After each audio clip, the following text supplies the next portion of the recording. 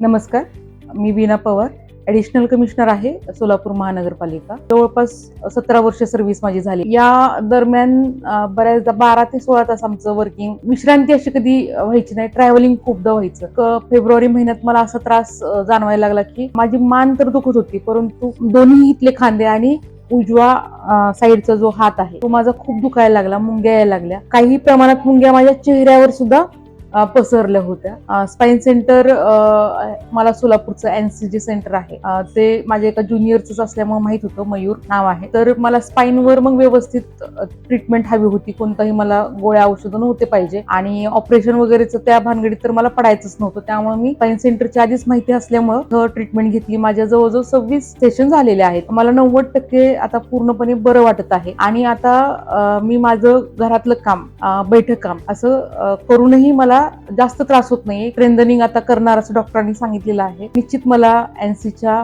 ट्रीटमेंटचा फायदा झालेला आहे. धन्यवाद. Call at ANSI 900 4726 844.